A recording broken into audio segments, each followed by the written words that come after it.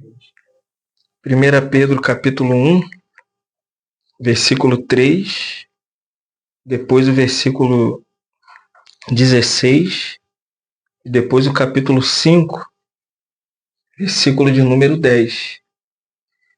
1 Pedro 1, 3, 1, 16 e 5, 10. 1, 3 diz assim: Bendito Deus e Pai de nosso Senhor Jesus Cristo, que segundo a sua muita misericórdia, nos regenerou para uma viva esperança completa pela ressurreição de Jesus Cristo, Jesus dentre os mortos. Versículo de número 16. Porque está escrito: sede santos, porque eu sou santo. Capítulo 5, versículo de número 10. Ora, o Deus de toda graça, que em Cristo vos chamou à sua eterna glória, depois de ter sofrido por um pouco, ele mesmo vos há de aperfeiçoar, firmar, fortificar e fundamentar. O que a gente está fazendo aqui é dar continuidade à nossa experiência que a gente tivemos em Caxias, né? Porque eu acredito que o início desse ano, né, como olhamos para Hebreus, capítulo 2 da última vez, nós vimos um pouco sobre essa salvação. Então, eu acredito que esse ano a gente precisa reafirmar cada vez mais esse processo de salvação na nossa vida. Porque não adianta a gente passar esse ano inteiro sem a gente entender qual é o plano de Deus para a nossa vida. Por que Jesus veio? Para que Jesus morreu? Por que Jesus promete céu? Por que tem o inferno? Então, quando a gente entender de fato que a promessa de Deus faz parte de um plano que aqui nós vamos ver no versículo 3, versículo 16, no capítulo 5, versículo 10, que é um plano que está desenrolando na nossa história. Começa na história de Deus e passa pela nossa. Então, eu acredito que esse ano, 2025, a gente deva viver como uma pessoa salva, que espera as promessas, que espera as bênçãos, que espera o céu, que espera a nova terra, que espera a nova Jerusalém que há de descer do céu. Mas a gente precisa viver 2025 com uma ênfase logo no que eu chamo aqui dessas 3 fases da salvação. Porque hoje há muito temor nos crentes, porque os crentes acham que ser salvo é assim, ó. Fui salvo. E tem uns ainda que pensam que a salvação é até pela igreja. Outros pensam que a salvação é tomar Santa Ceia. Outros pensam que salvação é ser batizado nas águas. Outros pensam que salvação é dar o dízimo e oferta na igreja. Gente, isso não é real. Então aqui a gente quer mostrar para a gente nessa comunhão o que é as 3 fases desse processo de salvação. O versículo 3, você tem a primeira fase da salvação. Qual é a primeira fase? Dá para você identificar aí? Dá para você entender o que Pedro está dizendo aí? Nessa primeira fase da salvação, Pedro diz como aí? Lê para mim, versículo 3. 1:3. Como ele diz? 1 Pedro 1:3. Vai? Bendito Deus e Pai de nosso Senhor Jesus Cristo, que segundo a sua muita misericórdia nos regenerou. Aí até aí, segundo a sua muita misericórdia. Qual é o primeiro estágio da salvação? A primeira fase de um crente salvo é a regeneração. Não sei se você sabe, mas a maioria dos crentes acham que ser salvo é tomar Santa Ceia, ser batizado na igreja, pertencer à igreja. Quando Pedro está dizendo que a muita misericórdia de Deus foi manifestada para nós, para revelar uma coisa que Pedro entende que é o meio e o caminho para todos os filhos de Deus pertencerem a Deus. Olha como Jonas, capítulo 2, versículo 9, diz: a salvação pertence ao Senhor. Ou seja, um novo nascimento é o caminho para que todos os eleitos que são filhos de Deus possam ver o reino e depois entrar no reino.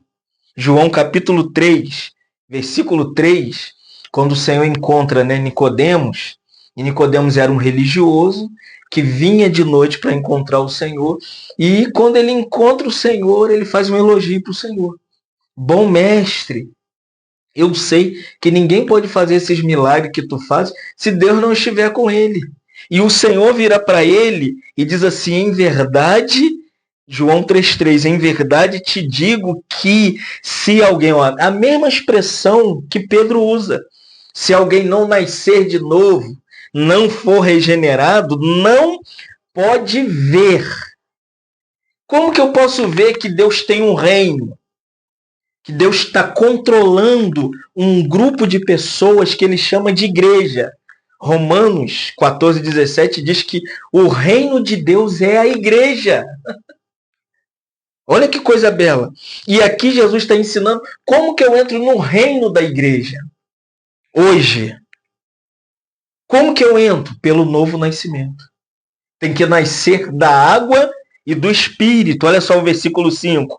Respondeu-lhe Jesus, em verdade te digo, está falando para Nicodemos, quem não nascer da água e do Espírito não pode entrar no reino de Deus. Tem duas coisas que as pessoas confundem. Pensa que ser salvo é entrar na igreja. Não. Ser salvo é ver o reino. João 3,3. Fui salvo. Agora eu pertenço ao quê? A igreja, que é o reino. Não só vejo o reino na vida da igreja, mas eu também entro no reino que é a vida da igreja. Mas o que é reino? Essa palavra aqui em João 3, 3 e 5, a expressão grega é basileia. A tradução deveria ser assim: aquele que não nascer da água e do Espírito não pode entrar no governo de Deus. Não é igreja, simplesmente a estrutura, a organização, que alguns dão nome para ela. Esse reino que é a igreja é um governo que Deus controla a sua vida. Deus te direciona, Deus te guia, Deus te move.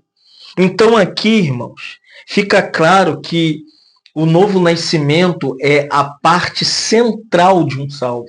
Fui salvo, por quê? Nasci de novo. 2025, o que a gente quer ficar fazendo em São Gonçalo?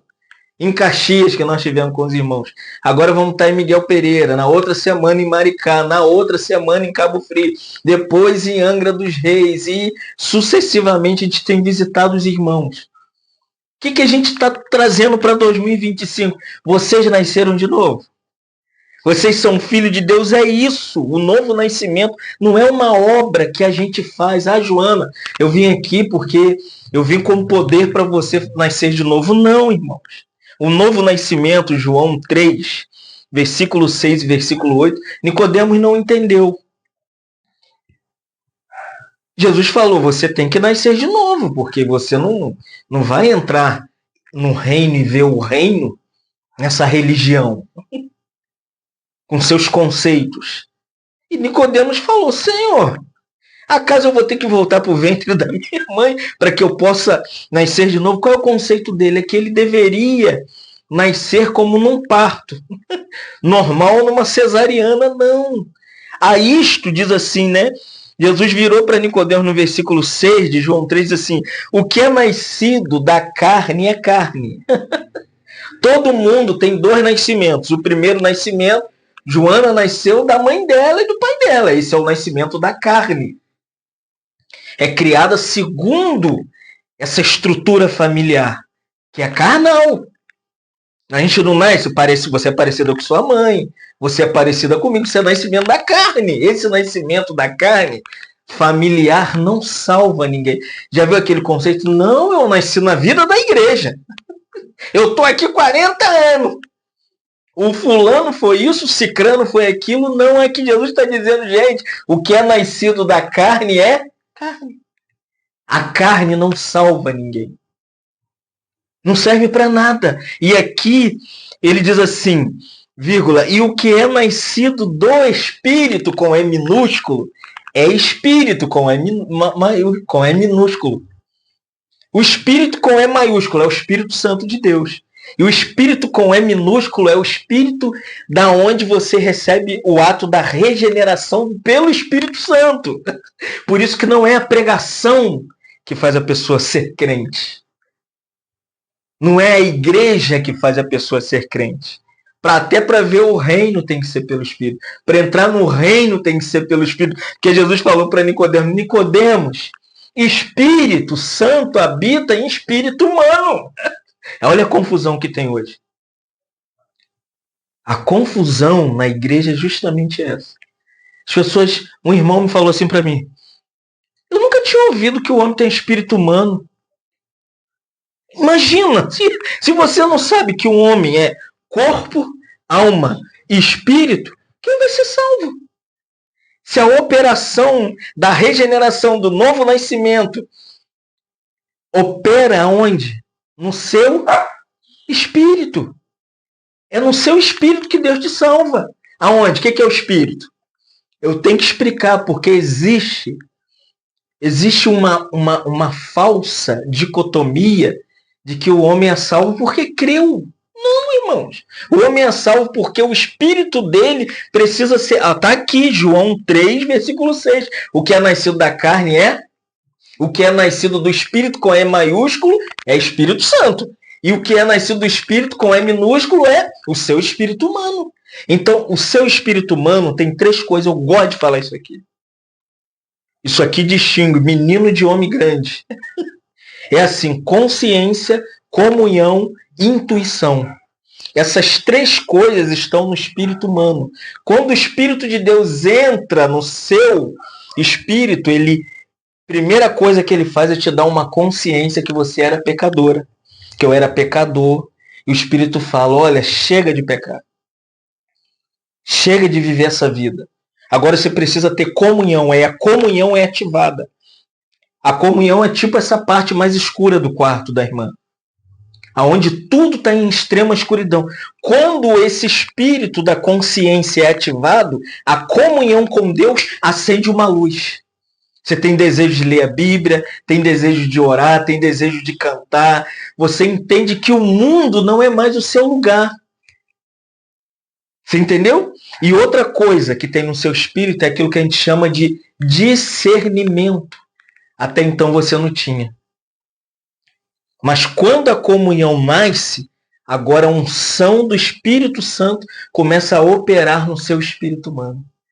É aquela voz da consciência que fala, não faz, ou faz, ela aprova, ela reprova, ela é o juiz no seu coração. Então o versículo 8 de João 3, o Senhor vai mostrar para Nicodemos como que nasce de novo. Eu estou pregando o evangelho para uma pessoa e não sei se ela nasceu de novo, você nunca vai saber. Não tem como saber. Olha como a metáfora que Jesus usa no versículo 8 de João 3, sobre o novo nascimento, a regeneração, ele chama de vento. Ele diz, o vento sopra onde quer. É o Espírito Santo. O que o Espírito Santo é? O vento. Você lembra do dia do Pentecostes? Eu vou falar lá em Miguel Pereira esse final de semana. Como que foi? Estava todo mundo trancado no mesmo lugar, de repente veio um vento. Que vento é esse? Do Espírito Santo. O Espírito soprou sobre aqueles 120, e aqui Jesus está falando, ouves a sua voz, mas não sabe de onde vem. Olha a beleza do novo nascimento. Nem para onde vai. Assim é todo que é nascido do Espírito Santo de Deus. Por isso que eu não sei se você é cristã, se você é cristã, até o Espírito Santo te regenerar. Como que eu sei que fulano virou cristão? Pelo fruto conhecereis a árvore. Então o homem precisa nascer de novo, porque ele estava no estágio de morte. Então, você lembra que eu falei do espírito humano? O que é? Consciência, comunhão, intuição, que é o discernimento. Quando esse espírito caiu em Gênesis 3, que eu preguei em Caxias esse final de semana passado, Adão via tudo espiritualmente. Via tudo. O jardim do Éden era um ambiente espiritual. Quando ele caiu, ó, fecha o olho. Tá vendo alguma coisa? Foi assim que Adão ficou por dentro. Antes os olhos dele estavam abertos só para as coisas de Deus. o plano de Deus, a vontade de Deus, o querer de Deus. Quando ele caiu, escureceu o interior. E Efésios 2:1, Paulo diz que ele nos deu vida estando nós mortos. É aí que o Espírito Santo opera na regeneração, na morte que havia no seu espírito. Aonde você estava morto? Na consciência, na comunhão e na intuição, que é o discernimento. Viu como que não é fácil nascer de novo? A pessoa acha que é assim, entendeu? Mas porque existe uma morte. Ele nos deu vida estando nós mortos em nossos delitos e pecados. Então, o novo nascimento, o que é mais lindo no novo nascimento, é que a Trindade vem morar na gente. As pessoas acham, não, quem vem morar é o Espírito Santo. Eu vou mostrar nessa noite que quem vem morar em nós é Jesus, é o Pai e é o Espírito. Entendeu? As pessoas acham, não. Olha só que coisa linda. Quiser pode acompanhar João capítulo 1,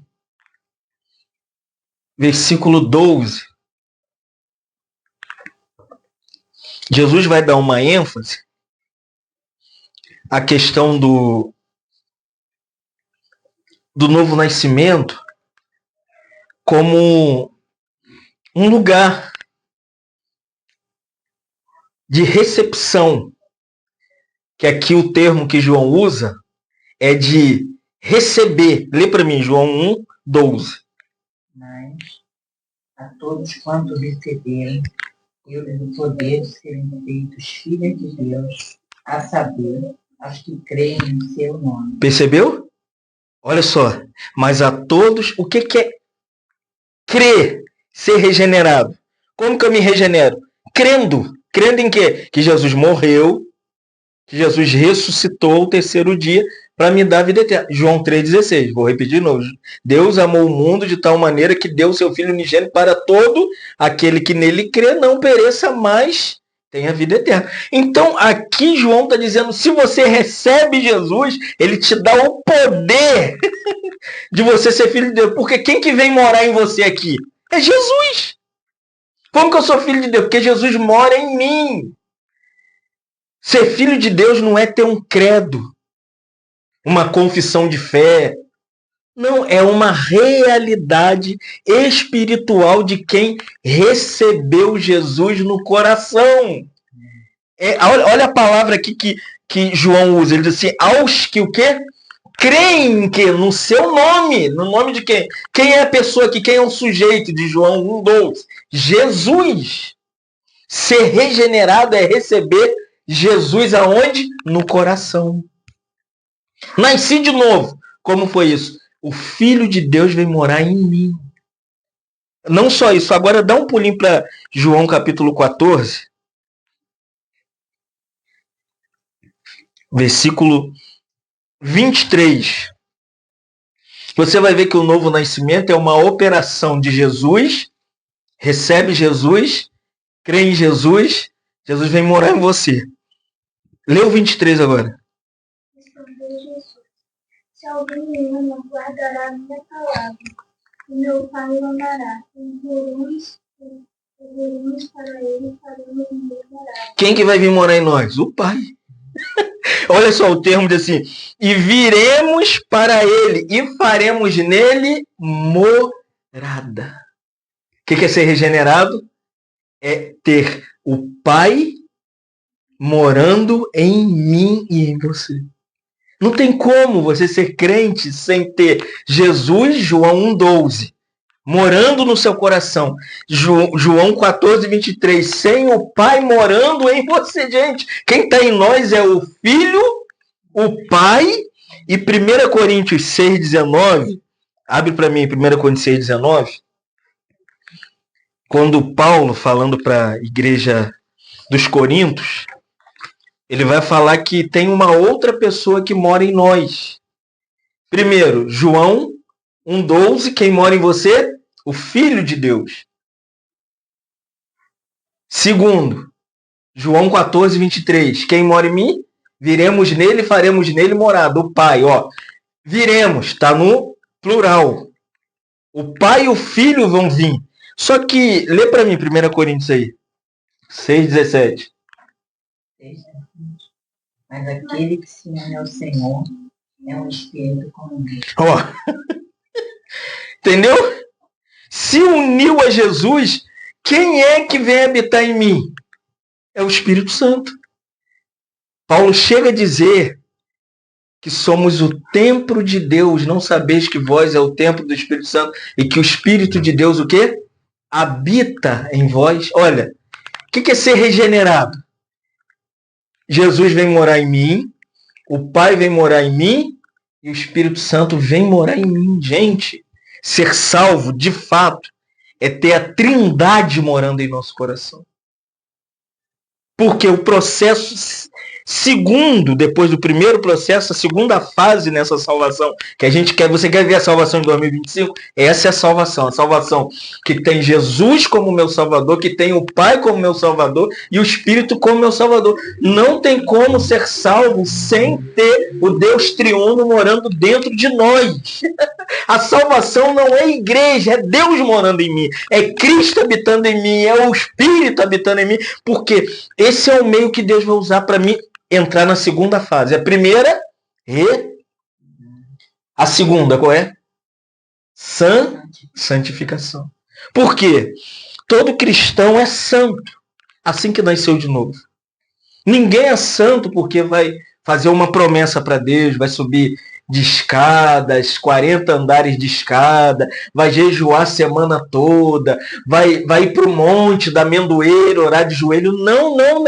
O que é ser santo? Ser santo é uma posição igual essa água quando a água é derramada no copo. Regenerou, o Espírito vem morar. Quando creu, olha 1 Pedro, capítulo 1, versículo 2, Pedro diz assim: eleitos segundo a presciência de Deus, pela santificação do Espírito Santo. Isso é, creu, tá vendo o copo? Pedro diz que você é santificado na hora. Por isso que a gente não tem desejo de, agora quando chegar março, todo mundo está preparando para quem março? Pular carnaval. Se eu sou santo, a palavra santo no grego é separado. O Espírito te separa, não é você que se separa. Não é eu que faço, é Deus através de Jesus Cristo, por meio do Espírito Santo habitando em mim, que me dá aquilo que a gente chama de fruto. Ah, eu não consigo me ver como crente, é porque você nunca vai se ver crente. Se Deus deixasse eu me olhar como crente, eu nunca me veria como crente. Porque é uma posição que Deus coloca. Que nada tira. O diabo não pode tirar da posição de santo. O mundo não pode tirar da posição de santo. Os demônios não podem tirar da posição de santo. Ah, não estou naquele fervor espiritual. Nada. É posição. É igual DNA de filho. DNA de filho. Ah, eu perdi um filho quando eu tinha 14 anos. Acho que ele foi lá pelos lados do Nordeste. Passou 100 anos. Se encontrar ele, se fizer o DNA, o que vai sair? Você. Isso é um mistério, irmãos. Porque a salvação você recebe o quê? O DNA do Filho, se lembra? João 12, mas todos quantos o receberam, deu-lhes o poder de serem o quê? Filhos. DNA de Jesus. Viremos e faremos nele morada. João 14, 23. O que acontece? O DNA do Pai. E o negócio é tão louco que Paulo diz em 1 Coríntios 6, 17, aquele que se une ao Senhor. Presta atenção nisso. É o quê? Mistura. Vem o Pai, vem o Filho, vem o Espírito, mistura tudo dentro de você. Então, quando você pega fruto, já viu que os crentes falam, não, tem que ter fruto. De quem é o fruto? Do Espírito, não é isso? Não é isso? Gálatas 5, 22 e 23, Paulo diz que fruto não nasce da gente. Nós não somos a árvore que produz o fruto. O fruto é produzido pelo Espírito Santo. Quem é o agente da santificação? O Espírito Santo. Nasci de novo. Quem me santifica? O Espírito Santo. Quem me faz ter fruto do Espírito Santo é o Espírito Santo. O irmão falou, é só isso. Eu falei, só isso. Quer ver? Gálatas 5, 22 e 23, Paulo disse, mas o fruto, ele qualifica de quem é o fruto. Ele diz, o fruto é do Espírito Santo, gente. O irmão falou para mim, não, rapaz, para se consagrar você tem que ficar 40 dias e 40 noites, igual Jesus no deserto de jejum. Falei, não, irmão, não precisa disso. Não tenho nada contra jejum, contra vigília, contra monte. Quem quiser fazer, faça. Mas o fruto aqui, Gálatas 5, 22, Paulo diz, o fruto é do Espírito. Qual é o fruto? Vamos desenrolar. É como se tivesse uma laranja com muitos gomos. Quando você descasca a laranja, tem gente que é perfeccionista, já viu? Descasca e deixa aquele monte de gomo transparecer. Primeiro gomo da laranja do fruto da santificação. Primeiro fruto, amor. Segundo fruto, paz. Terceiro fruto, longanimidade, a alegria. Quarto fruto, paz. Quinto fruto, longanimidade. Sexto fruto, benignidade. Sétimo fruto, bondade. Oitavo fruto, fidelidade. Nono fruto, mansidão. E por último, domínio próprio. Então, não sei se eu errei. 1, 2, 3, 4, 5, 6, 7, 8, 9. Falei o número a mais, mas vamos corrigir. São 9 frutos da santificação. Isso aqui é o ser santo. O que é ser santo? É ter o amor do Espírito Santo em você, a alegria do Espírito Santo em você, a paz do Espírito Santo em você, a longanimidade do Espírito Santo em você, a benignidade do Espírito Santo em você, a bondade do Espírito Santo em você, a fidelidade do Espírito Santo, a mansidão do Espírito Santo domínio. Não é nada seu! É Ele quem te dá. Eu preciso ficar de joelho ali, vem agora, Espírito, com os 9 gomos da santificação. Não, é só você crer, mas todos quantos o receberam, deu-lhes o que? O poder de serem feitos filhos. Se virou filho, tem fruto. Tem fruto. Porque Deus dá meios para você ter o fruto. O que Deus faz? Deus também não te deixa andar sozinho. Seria muito estranho se os nossos filhos nascessem e a gente desse para o vizinho. Não seria estranho? Cria aí para mim. Assim é o novo nascimento. O processo de santificação, quando você nasce de novo, você nasce como um bebê. Deus pega na sua mão e vai te guiar em graça. Como? O que Deus vai me dar para mim crescer no amor, até o domínio próprio? Deus vai te dar uma coisa que está na sua mão. O que você está na sua mão aí? A Bíblia. Quer frutificar do amor ao domínio próprio? Bíblia. Precisa fazer esforço, não. Acorda de manhã. Tem gente que não gosta de lavar o rosto assim que acorda. Vai lá, pega a palavra. Eu estou estudando agora. Hoje é dia 9. Eu estou no 9º dia daquele meu devocional. Lendo Gênesis 9. Hoje eu li Gênesis 9. Li Mateus 9. Li Esdras 9. E li Atos 9. Ó. Porque a única forma para que você frutifique espiritualmente é pela leitura da Bíblia. E se eu jejuar? Pode parar com isso. É Bíblia que te santifica. Porque Jesus falou assim, lindamente, não só de pão viverá o homem, mas, Mateus 4,4, mas de toda palavra que procede. Ó. A boca de Deus está na sua mão. Você sabia disso? Quer ver Deus de boca aberta? Abre a Bíblia. Se você não lê a Bíblia, não tem como ter amor ao domínio próprio, gente. O Espírito opera pela palavra. Não é isso que Efésios 5, Paulo diz? Que vós sois lavados pela palavra. O que te lava, o que tira esse sujeiro, o que tira as suas loucuras da sua cabeça é a palavra. E o que os crentes querem fazer em 2025? Campanha, vigília, jejum. Gente, leia a Bíblia.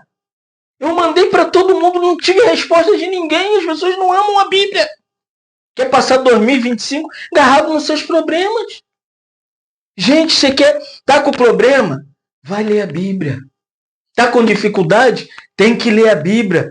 Tô na bonança? Vai ler a Bíblia. Tô na prosperidade? Vai ler a Bíblia. Tem uma grana na conta? Vai ler a Bíblia. Tá sem dinheiro na conta? Vai ler a Bíblia, mas lê a Bíblia.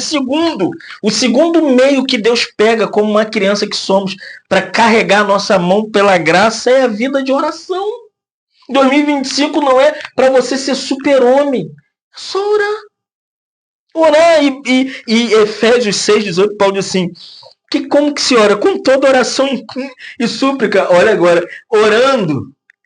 Descobri mais um aqui. Em todo tempo no Espírito. Por que eu posso orar todo tempo no Espírito Santo? Porque o que é nascido do Espírito é o quê? Então, se você vive no Espírito, você pode andar no Espírito, comer no Espírito, viver no Espírito, brigar no Espírito, amar no Espírito. Você pode ter todos os 9 gomos do fruto do Espírito no Espírito orando. Eu não tenho tempo para orar, mas você tem tempo para andar de bicicleta, ora andando de bicicleta. Vendendo seus produtos, fazendo cabelo. Gente, 2025 é tempo de ler a Bíblia e orar. Quer ser santo? Leia a Bíblia. Quer ser santo? Ore. Terceiro, a comunhão da igreja. Gente, ser santo não é pertencer a um grupo cristão com 500.000 pessoas, que ninguém liga para ninguém, ninguém visita ninguém, ninguém sabe de ninguém. Mas por que a gente tem que congregar? Hebreus 10:25, Paulo diz assim, não deixemos de reunir como igreja. Reunir é para ser igreja, entendeu? 2 ou 3, Jesus falou, onde tiverem 2 ou 3 reunidos em meu nome, ali estarei no meio deles. É nesse lugar, porque como é costume de alguns, antes, para que a gente reúne? Para isso aqui, para fazer a demonstração. Olha a nossa comunhão ali. Percebeu? Nós tivemos em 2 lugares distintos, para quê? Para fazer a admoestação. Percebeu? Para que a gente reúne? Para ajudar os outros. Você foi para um lugar, eu fui para o outro. E quando se encontramos agora, qual é a percepção que eu tenho, lendo essa palavra aqui? É que nós existimos lendo a Bíblia. Se não lê a Bíblia, como você vai demonstrar aos outros? Se você não ora, como você vai demonstrar uma pessoa que tem mania de grandeza? Que ele quer ser o líder. Gente, se você não tiver o pé no chão, você não vai orar pelas pessoas. Nem vai encorajar ela a ler a palavra de Deus, porque Paulo diz assim, porque o dia do Senhor está próximo. Perdemos um irmão que mais novo que você, eu ia para casa dele para comer. Hoje meu coração ardeu quando eu passei ali. Eu cortava ali, caía ali na chumbada, né? Com a família dele, vimos todo mundo crescer. Que o dia do Senhor pode ser pra gente agora, irmão. Há um tempo atrás, estava a esposa viva, dormiu, ele vivo, dormiu. E o que Deus espera da gente? Crescimento. Que a gente, no processo de santificação, fale para Deus, Deus, sou aqui como uma criança. Isso é meio de graça. Segure a minha mão pelos seus meios de graça. Me dá desejo de ler sua palavra, Senhor. Desperta o meu coração pela manhã. Abre o meu entendimento para orar. Orando todo o tempo, Paulo diz, no Espírito Santo. Não é você que ora, gente. A gente acha que esse negócio de oração não é assim. Você começa a orar. Você vai lá, Deus, estou aqui. De repente o Espírito Santo entra na sua oração. Romanos 8, Paulo diz, nós não sabemos orar como convém, mas o Espírito Santo, Paulo usa uma figura linda. O Espírito Santo, quando você começa a orar, ele é uma pessoa, sabia disso? Né? Ele tem mente, vontade e emoção. Ele tem uma personalidade. Então ele, assim como você é uma pessoa, ele fica parado te olhando. Aí você começa, ele vai entrando, ele está no seu Espírito Santo, ele está no seu Espírito, ele é o Espírito que habita em você, ele é o Espírito de fora e o Espírito de dentro. Ele entra e começa a iluminar o seu coração para orar. Aí você começa naquela oração, meus filhos, meus parentes, daqui a pouco você está orando pela igreja. Daqui a pouco você está orando pelo Israel, daqui a pouco você está orando pelas igrejas espalhadas em toda a terra. Daqui a pouco você está orando nome por nome de pessoas. Que o Espírito Santo, Paulo usa essa expressão, ele assiste às nossas fraquezas. Que fraqueza? Que a gente não sabe o que vão pedir. A gente não sabe como pedir. Eu falei, Senhor, parece que eu estou repetindo a oração todo dia. Aí eu começo mesmo, eu sou sistemático. Daqui a pouco parece que desce o negócio no meu coração e vai ampliando, né? O Espírito Santo vai colocando a intenção dele dentro do meu coração. Vai trazendo a lembrança, né? Pessoas, irmãos de igreja, pessoas que não reúnem com a gente, vizinhos que nunca foram salvos, você vai entrando. Então, irmãos, porque o terceiro estágio é o final, a terceira fase. Essa aqui, sem sombra de dúvidas, é a que mais pesa o meu coração. Por isso que eu visito os irmãos. Eu entendi que o meu ministério não é só para ficar ensinando a Bíblia. Tem muitos irmãos que ensinam a Bíblia. Mas é trazer, irmãos, a responsabilidade de que são nascidos de novo e que esse processo de santificação, parar de ficar olhando para o umbigo deles. É declarar para eles, vocês são salvos, vocês são filhos de Deus, vocês nasceram de novo. Isso é um processo que eu vou dizer para você, isso vai durar a vida toda. A sua vida toda. Você vai olhar para trás, hoje eu posso olhar para trás e falar assim, quanto tempo eu estou lendo a Bíblia? Quanto tempo eu estou orando? Quanto tempo eu estou reunindo? Porque a figura é justamente de uma lagarta. Nós somos essa lagarta feia. E o que Deus espera é que nesse processo a gente entre no casulo da vida da igreja e vá o quê? Crescendo até explodir o casulo e você entrar nesse processo final da glória. Deus está te preparando e me preparando para a eternidade. Em Caxias eu reafirmei isso. Falei, irmãos, a nossa cidade, a nossa morada, a nossa casa não está aqui. Porque 1 João 3,2 ele diz assim, amados, agora, hoje, João está dizendo, você só é filho regenerado no processo de santificação. Nesse processo, João diz, você ainda não é o que Deus quer que você seja. Mas olha só, ele diz assim, sabemos, quando ele, Jesus, vier sobre as nuvens para arrebatar a igreja, seremos iguais a Jesus. Qual é o processo que a gente está hoje fazendo? Ganhando a conformação do Filho de Deus. A semelhança de Cristo, porque haveremos de vê-lo como Ele é. O que é isso, essa consumação? É o ponto final da salvação. O que eu vou ganhar quando chegar na presença de Jesus? 1 Pedro 5,4. Pedro assim, ora, logo que o Supremo Pastor se manifestar, recebereis o quê? A inacessível coroa. Irmãos, a coroa é de glória. Hoje os espinhos, os abrolhos, as perseguições, os sofrimentos, é o caminho que o Senhor nos deu no processo de santificação. Ninguém vai ganhar coroa de glória, senão hoje, como o Senhor, tomar sua cruz.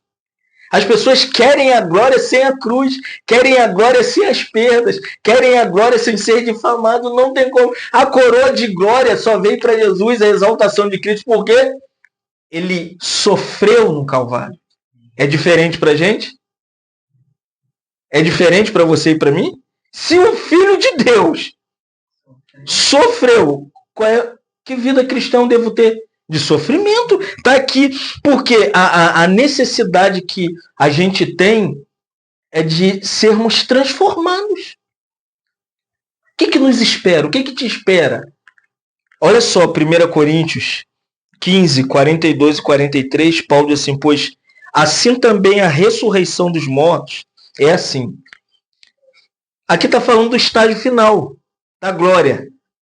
Eu tenho que receber a coroa da vida para desfrutar da eternidade. Paulo diz, como que é isso? Ele vai dizer, se você dormiu no Senhor, você vai ter que ressuscitar.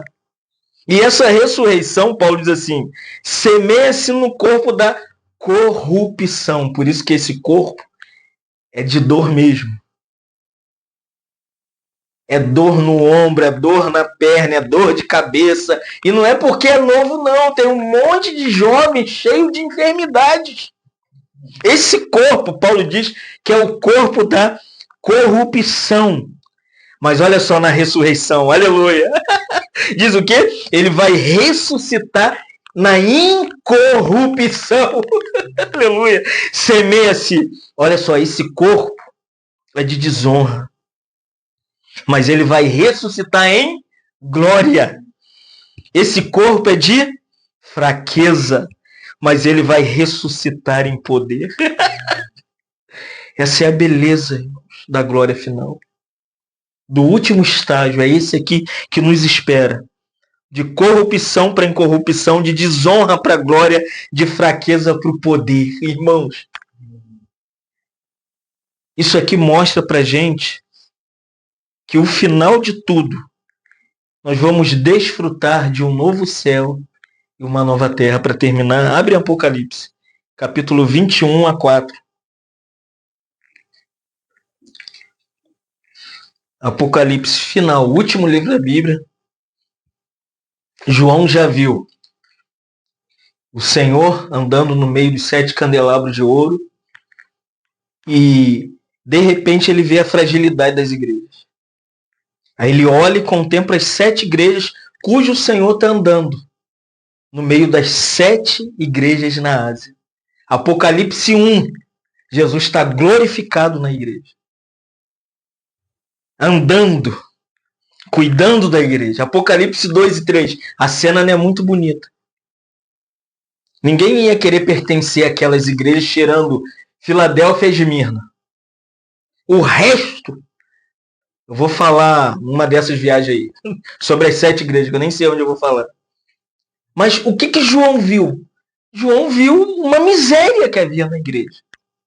Imagina. Aí vem Apocalipse 4. João, para de olhar para as igrejas, olha para mim. Aí convida João, né? João olha, de repente ele se vira e vê um assentado no trono, como jaspe. E a voz do trono sai e diz assim: sobe para cá, João. O arrebatamento da igreja está ali. A igreja sobe. Ela é tirada da terra. Nesse processo desenrola a grande tribulação. Nós entramos aonde? Diante do tribunal de Cristo, não para ser julgado por obras. Nós somos salvos pela graça. E vivemos as boas obras à luz de Efésios capítulo 2, versículo 10, que Deus preparou de antemão para que andássemos nela. Claro, Ele te deu deveres. Quais são os nossos deveres? Ler a Bíblia, orar e congregar. Quais são os deveres que Deus espera para quando chegar na presença dele? Você leu a Bíblia e ensinou a Bíblia? Onde você ia? Ah, Senhor, não tive tempo. Mas você teve tempo para tudo. Ah, você orou. Ah, eu não tinha um quarto de oração. Você vai falar, mas é todo o tempo. Meu filho está lá em Efésios 6:18, orando todo o tempo no Espírito. Não vai ter desculpa. Você reuniu. Ah, não tinha a igreja dos meus sonhos. Não, meu filho, é 2 e 3. Ah, mas não era aquela igreja. Não vai ter desculpa. Então a santificação te prepara para isso aqui que a gente vai ler agora. Que João olha, igreja na terra não deu certo. Então é o céu que nos espera. E João diz assim: vi também o que? A cidade. Olha, isso aqui, vi também a cidade santa. A nova Jerusalém, que o quê? Descia do céu da parte de Deus, ataviada como uma noiva adornada para o seu esposo. Então ouvi grande voz do trono dizendo: olha aqui, isso aqui é a parte final da nossa salvação. O que vai acontecer? Acabou briga por causa de comunhão de igreja, de liderança da igreja. O que vai existir na eternidade, irmão? É o tabernáculo de Deus com os homens. Só tem um lugar para adorar em Deus. Deus é o centro da adoração. Deus é o motivo da adoração. Deus é o que nós vamos estar fixados eternamente olhando para Ele. Diz aqui, Deus, o quê? Habitará. Hoje se constrói tanto local de reunião que os homens querem que Deus habite com eles. Mas a habitação final é essa aqui, irmãos. A Nova Jerusalém está aqui. É o tabernáculo de Deus com os homens, porque Deus habitará com os homens. E o que nós seremos? Acabou a briga por causa de nome. É sem nome, é com nome, é sem placa, é com placa, de quem é, de quem não é. João diz, então eles serão o povo de Deus. Realmente vamos ser um povo só. O único povo. De quê? De regenerados, santificados. Se lembra, nós começamos a comunhão falando sobre regeneração. Por que eu tenho que ser regenerado? Para me virar povo. Por que eu tenho que ser santificado? Para me virar o povo. Por que eu tenho que ser glorificado? Para me virar o povo de Deus e Deus mesmo. Nem um líder, né? Fábio Falcão, fulano, Beltrano, nem Calvino, nem Lutero, ninguém. Acabou o livro, acabou tudo. Agora é Deus mesmo vai estar conosco. Acabou a tristeza. Aleluia. Acabou a tristeza por causa de filho, falta de dinheiro, irmão que morreu, câncer, acabou a AIDS, acabou os problemas, acabou tudo e lhes enxugará dos olhos toda a lágrima. Acabou. Acabou. A morte foi vencida eternamente. E a morte já não mais existirá. Já não há mais luto, ninguém vai chorar pelos seus amados, amigos, parentes, filhos, nora, acabou. Nem pranto, nem dor, porque as primeiras coisas passaram. Essa é a glória. É isso que um regenerado e santificado deve buscar. Qual é a meta final no processo que estamos vivendo de igreja? A glória. Essa cidade, que é o tabernáculo de Deus com os homens, com todas essas qualificações que não existirão mais. Acabou a disputa, acabou a guerra, acabou a briga, acabou a morte, acabou o luto, acabou a miséria, acabou a angústia, acabou a disputa, acabou a credencial, acabou eu sou do grupo X, eu sou do grupo B, eu sou do grupo D. Acabou, irmãos. O que a gente estamos buscando aqui é essa aqui que João diz, essa é a esposa que se preparou para o esposo. É eu e você. Nesse processo de santificação, lendo a Bíblia, orando e reunindo. Não tem que fazer nada. Se você quiser, você faz. Você gosta de fazer obra? Faz sua obra, mas não bota isso na salvação, não. Salvação é graça. Pela graça, sois salvos, mediante a fé. Isso não vem de vós, é dom de Deus. Não de obras, para que ninguém se glorie. As obras são resultados do fruto que o Espírito produz em mim, do amor ao domínio próprio. Mas Deus também me convida a uma relação. Todo filho tem que amar o pai. Filipenses 2,12. Desenvolvei a vossa salvação com temor e tremor. Mas eu que estou com desejo, acordei de manhã de ler a Bíblia. Não é. Acordei com um desejo de orar. Comecei orando, intercedendo, clamando. Não é você. Que desejo de reunir, cortar o mundo para estar lá na mangueira. Não é você, não. Filipenses 2,13. Paulo diz assim, porque é Deus quem opera. Tanto os seus desejos no seu desejo, quanto realizar segundo a boa vontade dele. Amanheci querendo ler a Bíblia. Foi Deus que colocou o desejo. Aí você fala, não é meu, é seu com dele. Você inclina o desejo, não é assim? Você coloca o seu desejo e fala, Deus, me ajuda. Aí Deus fala, você quer ajuda? Então vem aqui, ó. Deus te puxa. Mas não se orgulhe, pensando que o desejo de adorar, de ler a Bíblia, de congregar, de reunir, de estar viajando para ver os irmãos, não é nosso, irmãos. Nosso desejo é uma boa Amazon, com um bom filme, uma boa novela, um bom jornal nacional. É isso que o que é nascido da carne é carne. Mas se você nasceu de novo e está num processo de santificação, Deus vai colocar todos os desejos sagrados no seu coração. Eu não quero ter desejo. Ele vai arrombar o seu coração. Se nasceu de novo, agora Deus te obriga. Não tem como. Não é assim com um filho? Quando você tem um filho, você deixa ele por aí? Tá aí, João aí. Até hoje.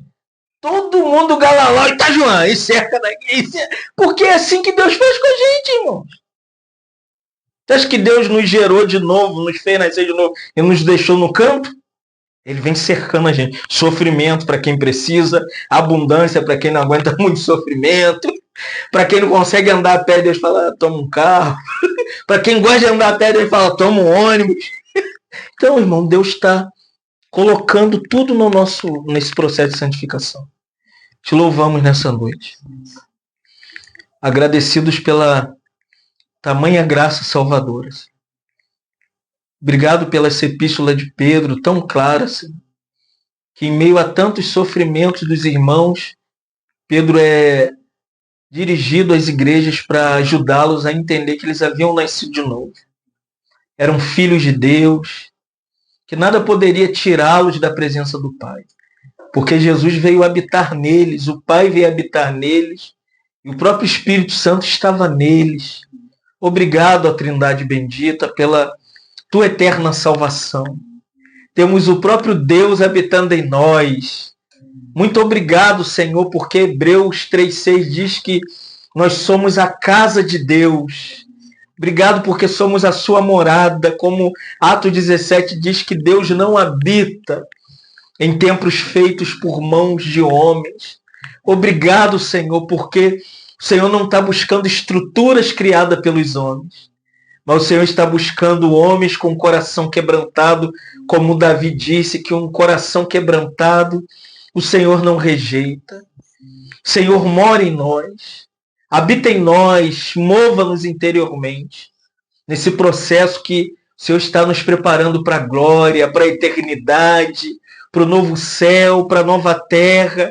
Senhor, tira a nossa visão da terra, Senhor.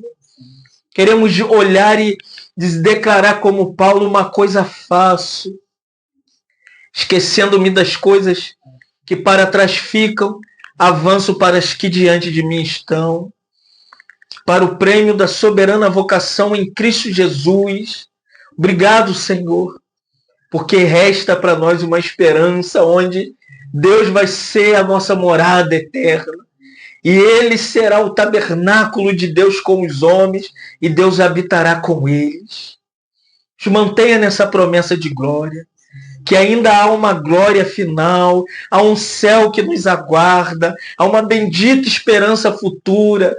Não nos deixe perder a visão tão terrena que temos, Senhor. Nos ajuda a olhar para o céu, a contemplar a eternidade que pode vir para nós a qualquer momento, Senhor. E nós queremos despertar na sua presença e viver eternamente para Ti, Senhor. Prepara as suas igrejas, os irmãos que vão desfrutar dessa mensagem. Prepara a sua noiva, Senhor. Prepara a igreja do Senhor nesse tempo tão morna, tão fria. Desperta um povo para a glória eterna, Senhor. Ó Deus, nos ajuda. Abençoa a igreja de São Gonçalo. Abençoa a igreja de Itaboraí, de Maricá, de Angra dos Reis, da Baixada Fluminense, Caxias, Nova Iguaçu, Belfor Roxo. Abençoa a igreja de Miguel Pereira, que vamos esse final de semana. Senhor, nos ajude a cuidar da sua noiva, a preparar filhos e filhas regeneradas, santificadas para a sua glória. Me ajuda a mim, a Joana, a Esté e todos os outros irmãos, Senhor, que nós pedimos a Ti em nome de Jesus. Amém. Amém.